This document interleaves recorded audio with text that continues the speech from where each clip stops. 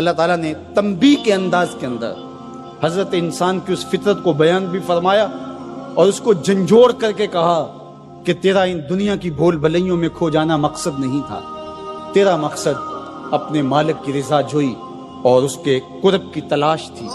تو فرمایا بل تؤثرون الحیات الدنیا، تمہارا ترجیحی انداز کیا ہے کہ تم دنیا کی جیتی زندگی کو ترجیح دیتے ہو، والآخرۃ خیر وابقیٰ، حالانکہ آخرت بہتر بھی ہے اور آخرت دائمی بھی ہے، نہ ختم ہونے والی زندگی ہے آخرت، کبھی ختم نہیں ہوگی۔ یہ دنیا جتنی بھی ہو، ایک آدمی 100 سال بھی زندگی پائے تو پھر بھی تو موت ہی ہے۔ حضرت موسیٰ علیہ السلام کے پاس جب قبض روح کے لیے اسرائیل آئے تھے تو پوچھا کدھر آئے ہو؟ کہا قبض روح کے لیے آیا ہوں۔ تو انہوں نے تھپڑ لگا دیا، فلطم علی وجہہ۔ تو واپس چلے گئے تو کہا مالک ایک ایسے شخص کے پاس بھیجا جو مرنا ہی نہیں چاہتا۔ تو کہا پھر جا میرے بندے کے پاس اور اسے کہہ کہ ایک بیل کی پشت پہ ہاتھ رکھیے گا اور جتنے بال نیچے آئیں گے اتنی عمر بڑھا دیں گے۔ حاضر خدمت ہوئے، پوچھا کہ پھر دوبارہ آگے ہو؟ کہا کہ بس آپ کے عمر کے اضافے کا سندیسہ لے کر آیا ہوں، کسی بیل پہ ہاتھ رکھیے گا، جتنے بال نیچے آئیں گے اتنی عمر بڑھا دی جائے گی۔ تو بولے پھر کیا ہوگا؟ کہا پھر موت۔ کہا اگر پھر بھی ہے تو ابھی روح قبض کر، 100 سال بھی جئیں گے تو پھر بھی موت ہے۔ موت ہے ہنگامہ آرا کلزم خاموش میں، ڈوب جاتے ہیں سفینے موج کی آغوش میں۔ اگر کسی نے ہمیشہ رہنا ہوتا اس ظاہری زندگی میں تو انبیاء کو موت نہ آتی، لیکن یہ ضابطہ ان پر بھی پورا ہوا۔ شہنشاہ، کج کلا بادشاہ، بڑے بڑے حکامات، دانشور، صحت مند افراد بھی آغوش موت میں اتر گئے۔ میں اور آپ ہوتے کیا ہیں؟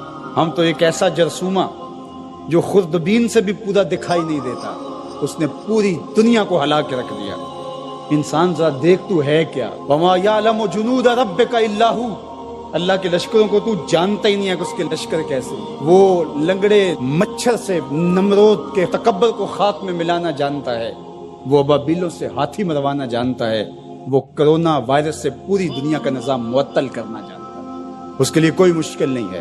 والآخرۃ خیر وابقیٰ، کہا آخرت بہتر بھی ہے، دائمی بھی ہے۔ زندگی تو گزر ہی جاتی ہے جیسے گزرے، اصل زندگی آخرت کی زندگی ہے۔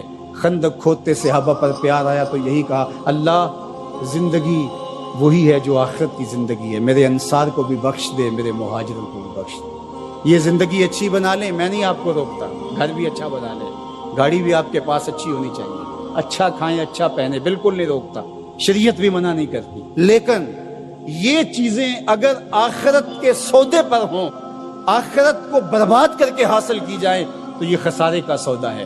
اور اگر آخرت کا کچھ نہیں بگڑتا اور دنیا کی زندگی بھی سنورتی ہے تو یہ راستے ملتے ہیں، ہمارا دین ہمیں راستہ دیتا ہے۔ تو آئیے یہ جہاں بھی سوار لیجئے، وہ جہاں بھی سوار لیجئے، میں اور آپ ایک ایک سانس اللہ کے لیے، اس کے رسول کے لیے بسر کریں۔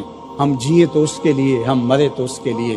اللہ ہم کو دنیا آخرت کی بلائیاں نصیب فرمائے۔ انسانی فطرت ہے کہ وہ بھاگتا ہے نفع کی طرف، اور دنیا کی زندگی اس کے لیے ایک میٹھا خواب ہے، حلم کہا گیا، میٹھا خواب، اور وہ بھول جاتا ہے کہ یہ سب کچھ ٹوٹ کے بکھر جانے والی چیزیں اور سب کچھ یہاں رہ جانے والا ہے۔ دنیا اس کو میٹھی لگتی ہے، دل آویز لگتی ہے، اور اس دل آویزی میں اتنا کھو جاتا ہے کہ وہ اپنے مقصد زندگی سے منحرف ہو جاتا ہے۔ جو اس کا مقصود حیات تھا، جس کے لیے اس کی تخلیق ہوئی ہے، اس سے وہ